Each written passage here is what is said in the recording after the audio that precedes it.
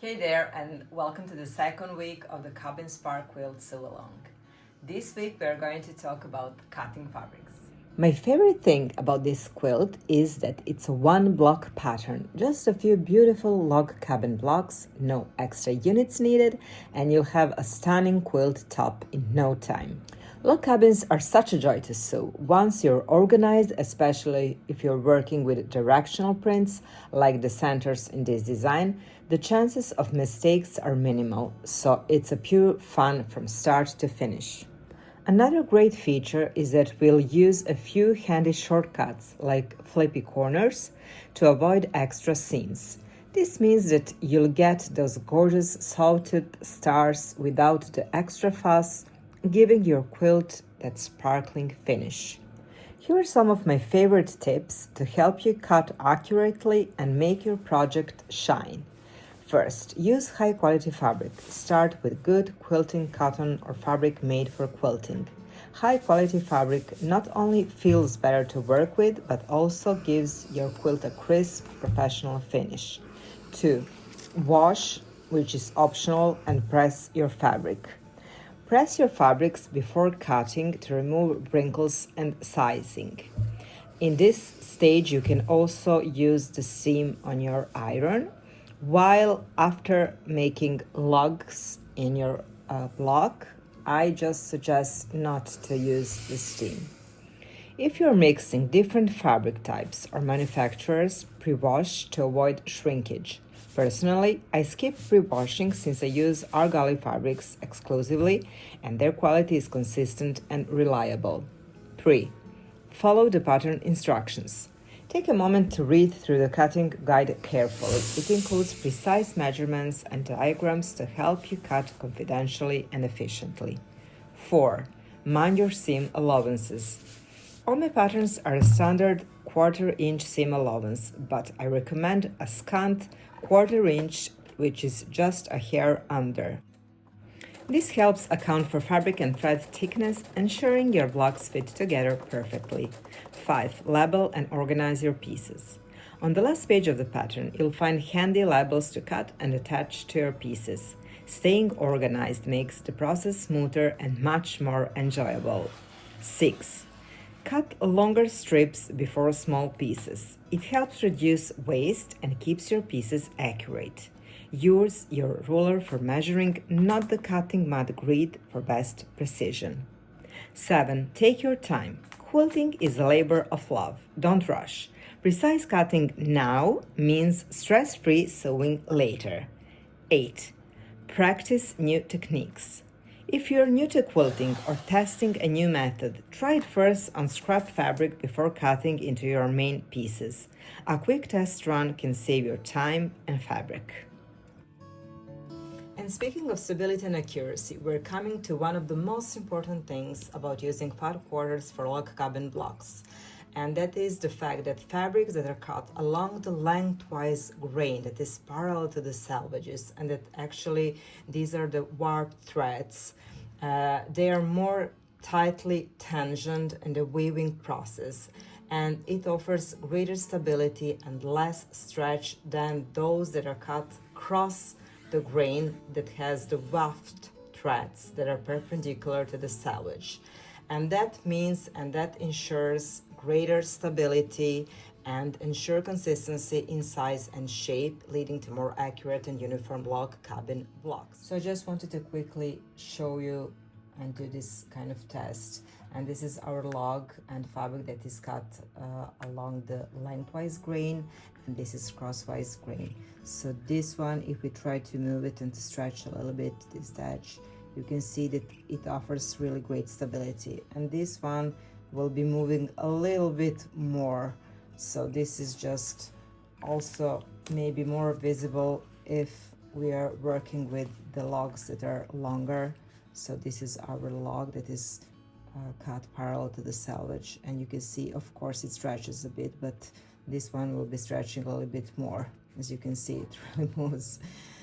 And this is just this tiny difference. And of course, if you're using starch or any spray that stabilizes the fabric, there's no need to worry about these details. In that case, you can cut in whichever direction feels just right for you. So on the page 3, in the block diagram, you'll notice the colored units. These are meant to help you visualize the logs and see where each one belongs within the block. From every 4/4 you select, you'll need to cut all the required pieces for that specific fabric color. Depending on your cutting mat and comfort level, you can cut each 4/4 individually or layer 3 to 4 at a time, which is my favorite method.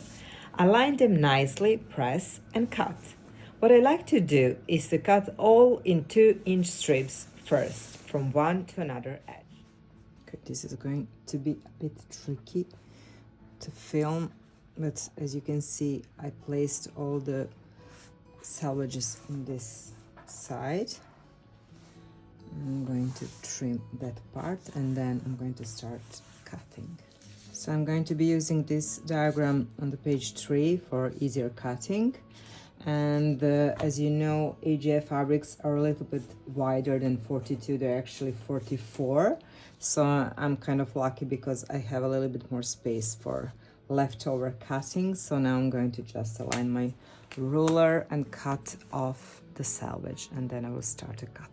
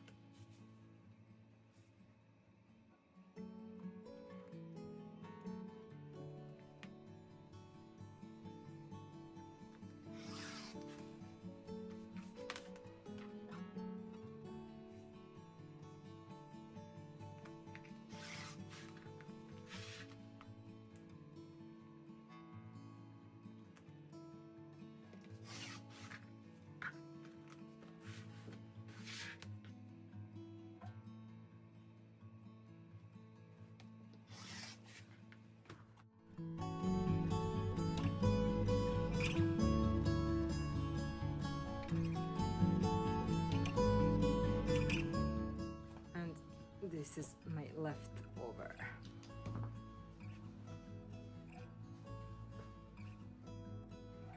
So as you can see, I have 9 strips total, and now I'm going to be cutting the precise blocks out of them. And you can see that I cut 3 different 4/4 all at the same time, but you can eventually cut even 4 or 5.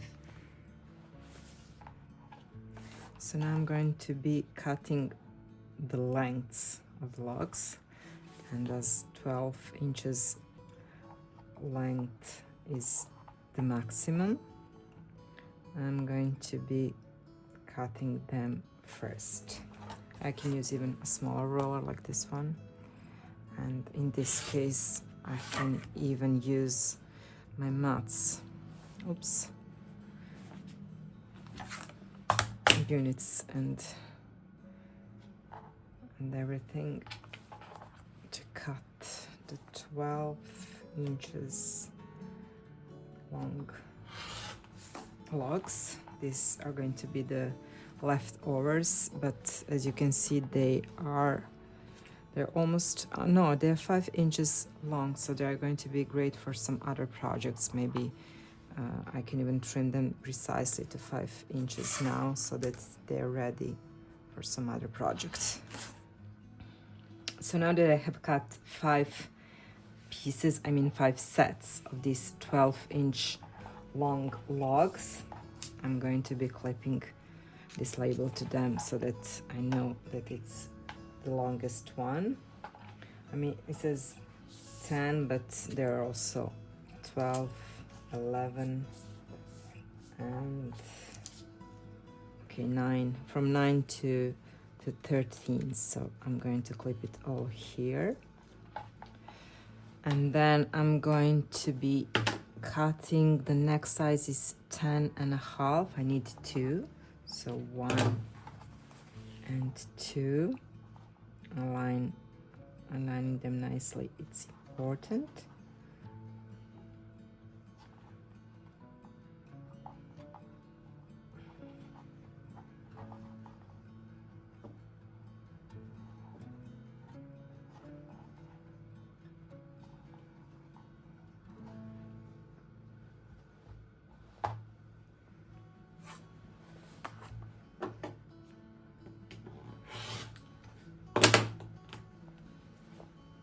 So 10.5.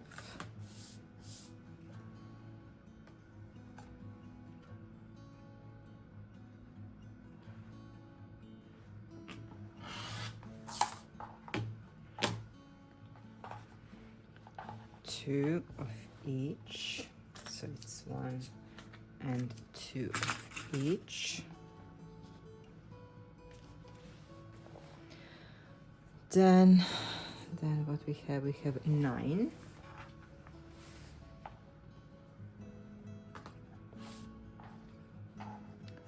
So looking at this diagram, then we have at the same length 9 and then 7.5. So it's these two.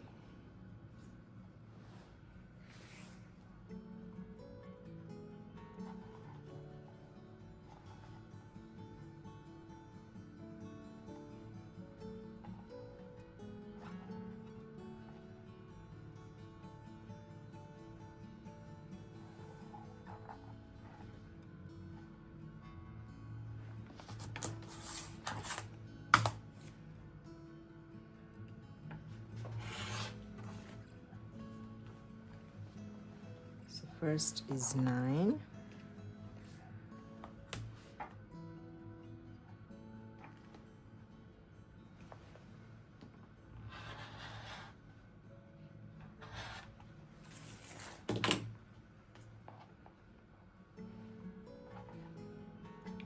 It's a little bit tricky because of the camera again. I'm actually cutting backwards, but okay, these are 9. I'm going to be checking them later. 9. And then at the same time you have this that have to be 7.5.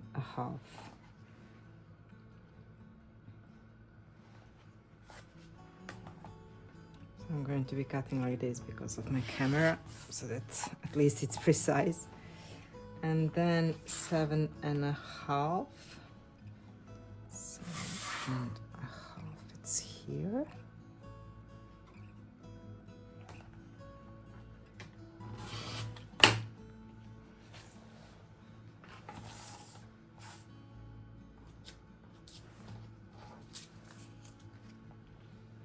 So two that are 7.5, log number 3 and number 4. And finally, from these leftovers, we have just one. So I'm not going to be needing this one. So just one that is measuring 6 inches in length, and this is here. So it's my last box set of these 3 fat quarters, and now I'm going to proceed with all the other fat quarters that I have pressed.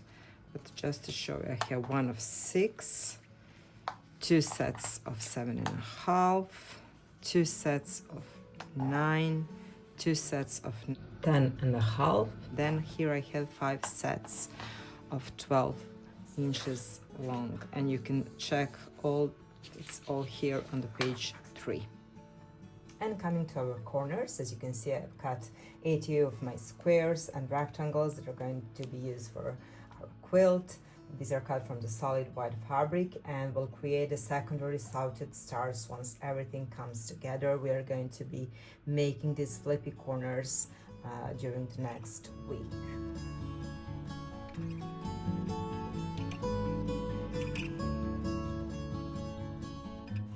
And coming to the centers, I've cut my centers from the panel that are measuring 5 inches each because I will be adding the borders, the white borders all around, and my centers are actually going to be looking like this.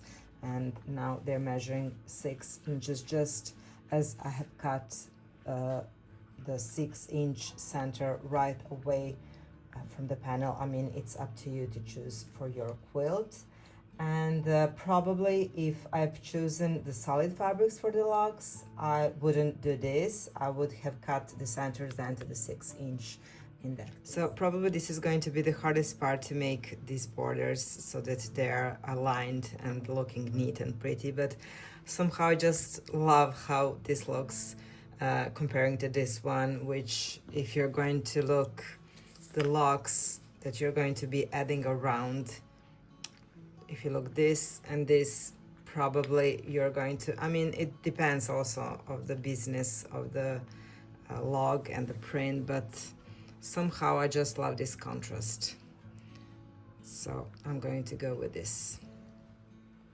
And here is a simple way to organize the blocks by using the labels that are provided on the last page of the pattern, and by grouping the logs into 5 sets based on the log size from 6 to 12 inches long ones. And now that we have everything organized, we can finally plan our blocks by preparing complete sets for each block. And we will start with one center, that is this one in my case, and then we are going to be adding logs. So we need one center, one 6-inch log, 2 that are 7.5, 2 that are 9. I'm just keeping in mind the prints that I've already selected so that they are not duplicated within the same block. And then once I have 2 of the 10.5, and once I have all the logs selected, then I can easily swap them across the blocks. So I need 5 of the longest that are 12-inch ones. So 3, 4, and I need just one more. Maybe this one that I didn't use. Okay, so these are all my logs needed for one block. And even the other way would be to just place 20 of the centers, as I have 20 blocks total. So then I can do this for each of my blocks. These are 8 centers, so I will just randomly grab my smallest 6-inch logs and just place them on the top of the center. And I would be continuing doing like this for all the rest of the blocks. Then the next size is 7.5, so 2 of each for each block, and so on and so on.